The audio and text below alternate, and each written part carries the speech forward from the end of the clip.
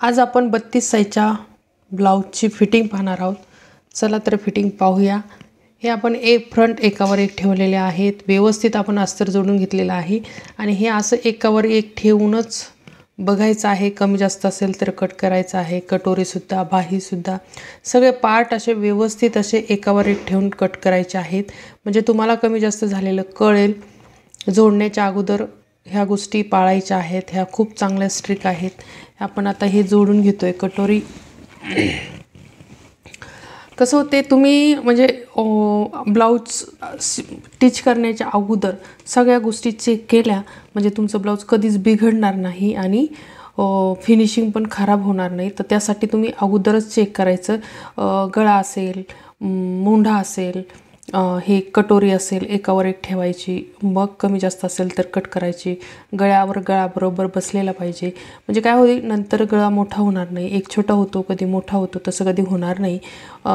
त्याप्रमाणे आपण हे आजचं हे ब्लाऊज असं व्यवस्थित हे आपण शिवून घेणार आहोत। आता एक कटोरी झालेली आहे, दुसरी कटोरी आपण जोडून घेणार आहोत आणि एकदम हलक्या हाताने जोडून घ्यायचे, कारण तिथं चोळ येतो ओढलं तर।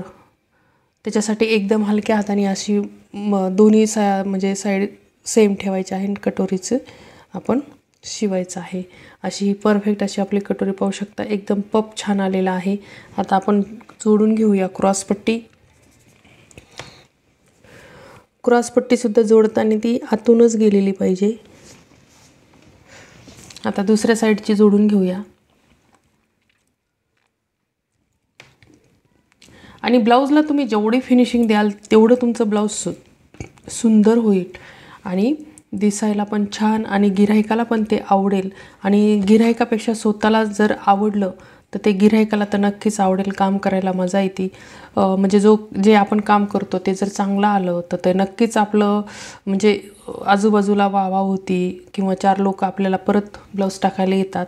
तर त्यासाठी आपण अशा गोष्टी करायच्या की आपल्या ब्लाऊजला फिनिशिंग एकदम जबरदस्त आलेली पाहिजे, गोट व्यवस्थित पाहिजे, कुठं ब्लाऊजवर दोरा नसलेला पाहिजे। तर अशा ह्या गोष्टी आहेत त्या आपण फॉलो करायच्या आहेत, म्हणजे काय होईल तुम्हाला अडचणी येणार नाहीत आणि शिवायला पण छान मजा येते। आता पाहू शकता आपण हे रोल करून घेतलेले आहेत, क्रॉसपट्टी आत टाकून हे उलटी करून घेतलेले आहे। म्हणजे काय होतं की तुम्हाला एक तर म्हणजे आपल्याकडं म्हणजे घरगुती ज्या बायका असतात शिवणाऱ्या, त्यांच्याकडे ओव्हरलॉकची मशीन नसती, तर हे असं आतून टाकल्यामुळं ब्लाऊजला जास्त फिनिशिंग येते, आपला वेळ वाचतो। ओव्हरलॉक करायला सुद्धा वेळ लागतो। तर तसं म्हणजे ह्या पद्धतीने जर तुम्ही ब्लाऊज शिवलं तर ओव्हरलॉक करायची गरजच नाही याला। पाहू शकता आपण काज बटन पट्टी एकदम असं व्यवस्थित अशी बनवून घेतलेली आहे आणि जेवढं तुम्ही काज बटन पट्टीला फिनिशिंग द्याल तेवढं तुमचं ब्लाऊज उठून दिसेल, कारण ते टाकल्या आपल्याला काय दिसतं, काज बटन पट्टी दिसते आणि गळा दिसतो। तर ते तुम्ही पाळायचं आहे की तिथं तुम्हाला परफेक्ट अशी आपली फिनिशिंग यायला पाहिजे आणि टिचिंग पण बरोबर। का बरेचदा काय होतं, कोणाकोणाचं काज बटन पट्टी कमी जास्त असते, हुक लावले की मध्ये असा फुगा येतो। तर त्यासाठी आपण ह्या अगोदरच गोष्टी ह्या फॉलो करायच्या आहेत, म्हणजे काय होईल की तुमची काज बटन पट्टी छोटी मोठी होणार नाही आणि व्यवस्थित आपण चेक केल्यामुळं ते पुढच्या ज्या गोष्टी त्या टळल्या जातात। पाहू शकता आपण आता एकावर एक ठेवलेला आहे। बऱ्याच जणांचा गळा व्ही आकार येतो, हे याच्यामुळेच येतो की तुम्ही तिथे चेक न करता तुम्ही डायरेक्ट गळ्याला पायपिंग लावून टाकता, मग नक्कीच तुमच्या गळा असा एकतर वाकडा तिकडा दिसतो, नाहीतर असा व्ही गळा दिसतो। तर तुम्ही असं खोल आकार देऊन घ्यायचा आहे गळ्याला, म्हणजे तुमचा गळा एकदम परफेक्ट असा बसेल, दिसायला छान दिसेल आणि गिऱ्हाईक पण खुश होईल। त्याप्रमाणे असं ह्या ज्या गोष्टी आहेत ते तुम्ही पाळायच्यात।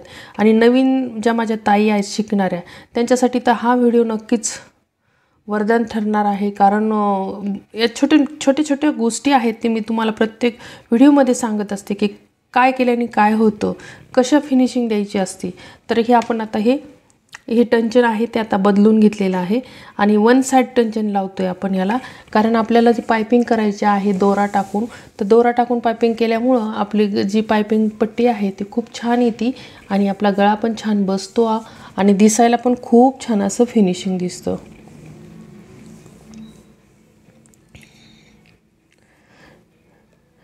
शक्यतो नवीन नवीन गोष्टी आपल्या शिलाईमध्ये आणायच्या, म्हणजे काय होईल, तुमचं गिऱ्हाईक वाढतच जाईल.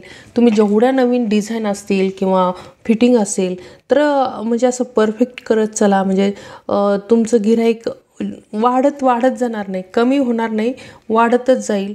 आणि मग आपलं कसं बिझनेस म्हटलं की आपल्याला जेवढा जास्त बिझनेस पाहिजे तेवढा आपण करू शकतो आणि ब्लाऊज तुमच्याकडे नक्कीच जास्त येतील ही खात्री आहे, कारण तुम्ही अशा पद्धतीने शिवण काम करा.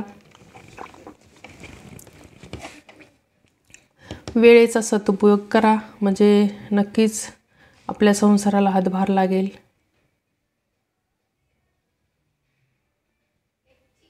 आता गोलगळ्याच्या जागेवर आपण जे हे गळा म्हणजे गोटपट्टी लावून घेतलेली आहे तिथे छोटे छोटे कट्स द्यायचे. आतल्या ह्याला जी आपली मार्जिंग असते, माया असते, त्याला कट्स द्यायचे. म्हणजे काय होतं, आपण ज्यावेळेस गोटपट्टी लावतो म्हणजे दुमडून लावतो त्यावेळेस जोडतो त्यावेळेस काय होतं, असं उचकत नाही, एकदम करेक्ट गोल आकार याने बसते आपण कट्स दिल्यामुळं. तर ही ट्रिक तुम्ही फॉलो करायची आहे. आणि गोटपट्टी फक्त म्हणजे जिथं गोल गळा आहे तिथंच थोडीशी ओढायची, बाकीच्या ठिकाणी एकदम हलक्या हाताने लावून टाकायची.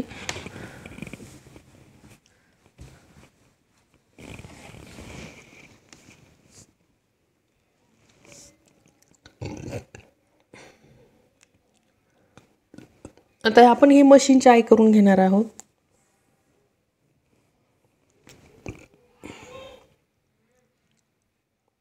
आणि तुमचं म्हणजे कटोरी इतकी सुंदर बसली पाहिजे, ब्लाऊज 32 नंबरच्या ब्लाऊजची कटोरी, की तुमचे त्या कटोरीचं म्हणजे फिनिशिंग पाहून, ते आकार पाहून म्हणजे त्यांना परफेक्ट बसले की ते तुमच्याकडे 100% ब्लाऊज येणार म्हणजे येणारच.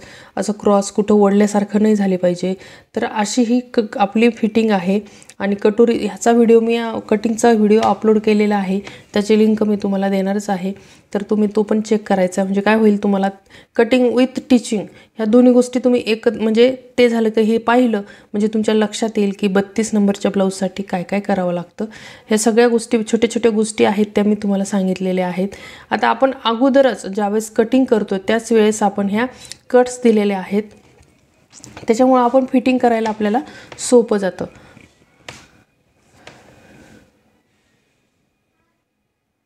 आणि छाती मोंढा मोजल्याशिवाय आपण फिटिंग करायची नाही, कारण आपल्याला जेवढी छाती पाहिजे तेवढी आली तरच आपण फिटिंग करायची, नाहीतर मोंढा कट करावा लागतो. जर तुमची छाती जर वाढत असेल तर मोंढा कट करावा लागतं. आता हे पाहू शकता, आपण खालचं जे कंबरेचं माप आहे ते 6.5 ठेवलेलं आहे, म्हणजेच आपलं 32 नंबर म्हटलं की कंबर 26 येते. आता हे सेंटरपासून आपण हे म्हणजे काजबटन पट्टी लावून घेणार आहे. जी एक्स्ट्राची ती एक्स्ट्रा ठेवूनच आपण ते लावून घेणार आहोत.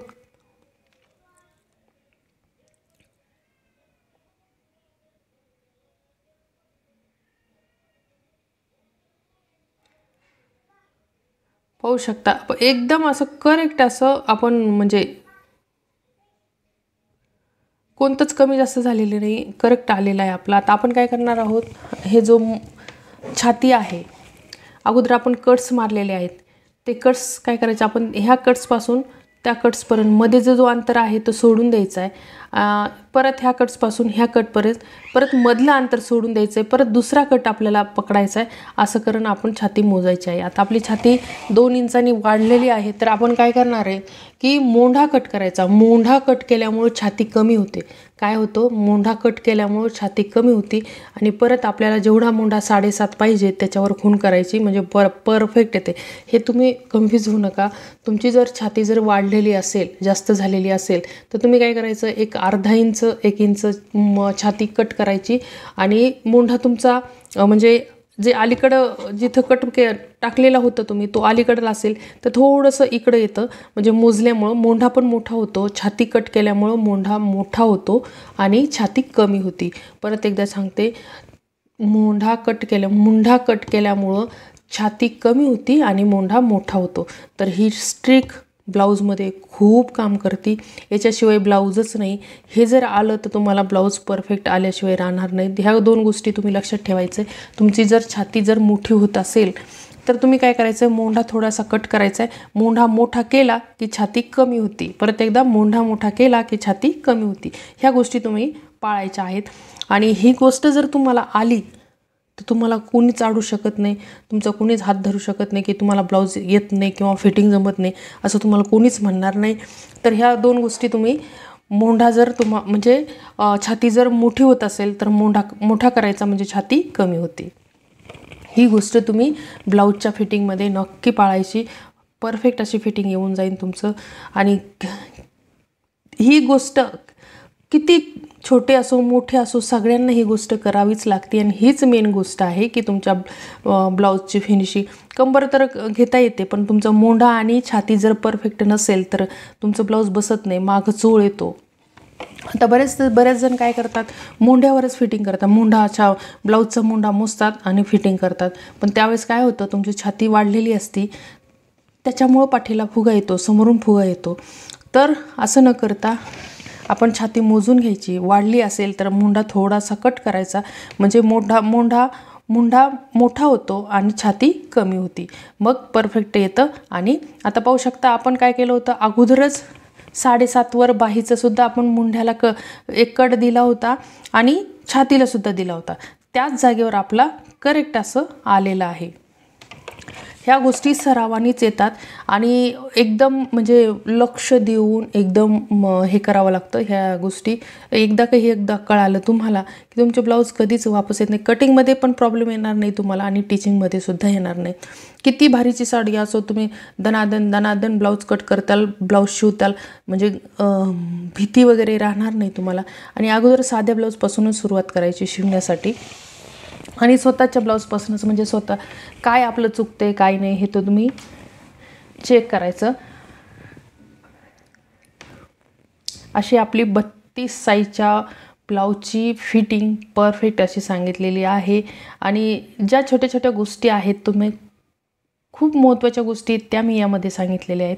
मला तरी वाटतं यूट्यूबमध्ये म्हणजे एवढे व्हिडिओ मी सुद्धा पाहते, तर आपण ही गोष्ट त्या इतक्या छोट्या छोट्या गोष्टी कोणी सांगत नाही की मोंढा मोठा केल्याने छाती कमी होती, ही गोष्ट नाही सांगत. ते काय फक्त मार्किंग टाकतात, कट्स देतात, बास तिथून छाती मोजतात. बाकी काहीच तुम्हाला असं सांगत नाहीत की म्हणजे ह्याने केल्याने हे केल्याने हे होतं, हे केल्याने हे होतं, असं सांगत नाही कोणी. तर तुम्ही काय करायचं, तुमची जर छाती मोठी होत असेल तर तुम्ही मोंढा कट करायचा, छाती कमी होती आणि परफेक्ट मोंढा करून घ्यायचा, म्हणजे तुमचं ब्लाऊज करेक्ट येईल.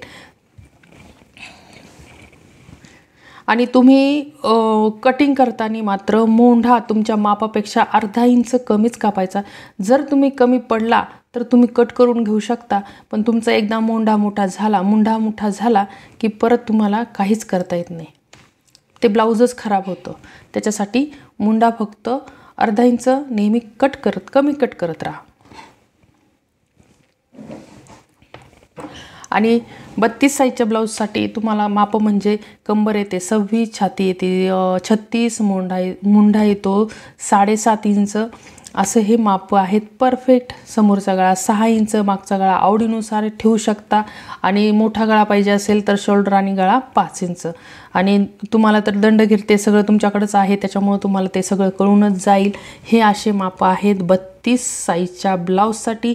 परफेक्ट माप हे ह्याच मापावर सगळे रेडीमेड ब्लाऊज, कोणत्या कंपन्या असतील, कोणते मोठे मोठे शोरूम असतील, काही असतील, हेच नंबर त्यांना वापरावे लागतात.